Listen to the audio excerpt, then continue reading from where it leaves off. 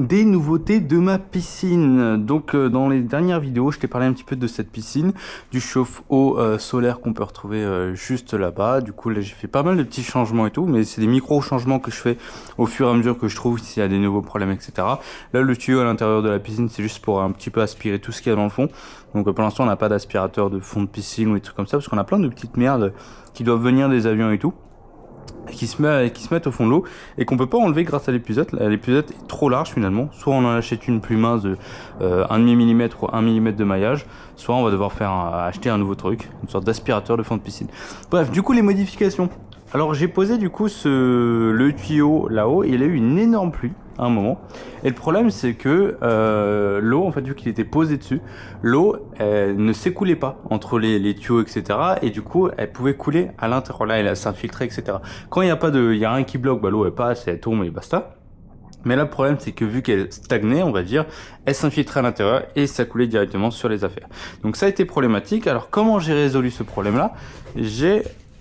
Je sais pas, il y a une forme d'onde au-dessus. En fait, j'ai foutu des cales de bois, je les ai refoutues en dessous pour un petit peu surélever. Et du coup, là, on a un passage pour l'eau, pour qu'elle puisse ruisseler. Alors peut-être moins naturellement que d'habitude, mais en tout cas, elle peut ruisseler sans problème à l'intérieur, au centre, comme ça, on est tranquille. La deuxième chose qu'il fallait savoir, c'est qu'en fait, vu que la pompe, elle est suffisamment puissante quand il y a un amorçage, c'est-à-dire quand le tuyau est déjà plein. En fait, je fous le tuyau dans la piscine, j'active la pompe, etc. Donc l'eau circule et ça chasse tout l'air.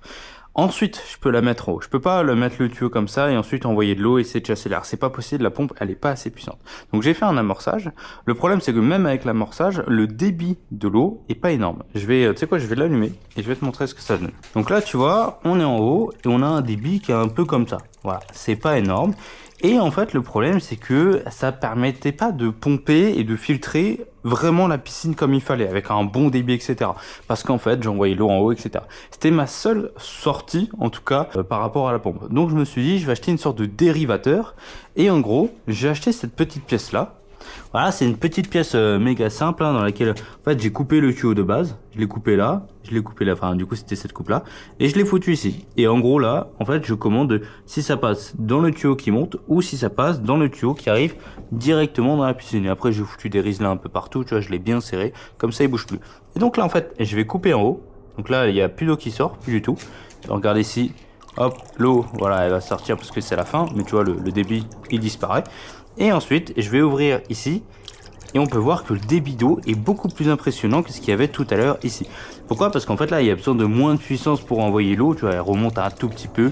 Voilà, ça balance tout et là du coup, je peux pomper plus d'eau grâce au tuyau de base. Et c'est juste un petit truc comme ça, hein. J'ai juste à, hop, là, je le ferme et là, je l'envoie directement en haut. Et là, normalement, voilà, là on a déjà un meilleur débit. Tu vois, ça va revenir tout doucement. Et le débit est revenu.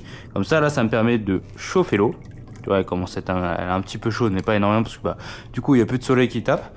Et là, ça me permet de filtrer plus rapidement l'eau de la piscine. Donc ça, c'est génial. C'est les petites améliorations qu'il y a eu. Alors, donne-moi des tips pour un petit peu le fond de la piscine. Si je prends un maillage qui est plus petit, bon, tu le verras pas à la caméra, mais là, tu vois, c'est un gros maillage déjà. Je pense que si on prend un maillage plus petit, ça pourrait le faire. Sinon, comment est-ce qu'on peut nettoyer les fonds de piscine avec quoi qui soit coûte pas cher, soit les équipements de fou malade. Enfin bref, il en faut un petit peu pour tout le monde. Dis-moi ça, j'essaierai de voir un petit peu ce que je peux faire. Donc voilà un petit peu pour cette piscine chauffée. Là pour l'instant, elle est à 26. L'eau qui est sortie aujourd'hui, on a été à peu près 26 degrés à l'extérieur. Et voilà, donc j'ai réussi à chauffer la piscine à 26 avec un petit peu de nuages. Bon là c'est le ciel bleu, mais tout à l'heure il y avait pas mal de nuages. Donc on n'a pas énormément chauffé aujourd'hui, mais en tout cas le résultat est top. Quand il y avait la canicule il y a pas longtemps, la piscine est montée jusqu'à 34 degrés. Voilà, c'est absolument énorme. Et donc j'ai pu continuer à profiter de la piscine pendant plusieurs jours derrière. Évidemment, on a bâchant, hein, si tu bâches pas ta piscine, elle perd énormément en température parce qu'il a beaucoup plu. Donc là, on l'a laissé un petit peu comme ça, un petit peu, on s'en foutait. Et elle est retombée à 16 degrés. J'ai perdu quasiment 18 degrés de température d'eau. C'est absolument énorme. Et ça, c'est juste un chauffe-eau gratuit. Et c'est trop bien. Donc voilà, si ça t'intéresse, j'ai une grande to-do list de ce que j'ai envie de faire dans ma vie et tout. Regarde si tu peux m'aider à la faire. tu regardes le premier lien dans la description, il y a toute ma to-do. Et tu m'envoies un mail si tu penses pouvoir m'aider. Il y a plein de trucs qui peuvent être sympas à faire, donc peu importe ce que tu fais dans ta vie, même bûcheron ou barman, etc. J'ai trop envie de tester plein de trucs comme ce petit projet de piscine. Envoie-moi un mail et on pourra voir quel type de vidéo on peut faire ensemble. Et voilà, on aura peut-être des évolutions par rapport à cette piscine, par rapport à cette terrasse, par rapport à un petit peu ce qui se passe et tout. J'ai acheté, c'est ma copine qui a acheté une litière automatique pour chat. Je te montrerai ça peut-être dans une autre vidéo. Puis voilà, je te fais des gros bisous. N'oublie pas la to-do list si tu penses pouvoir m'aider. Et puis je te fais des gros bisous. À très vite.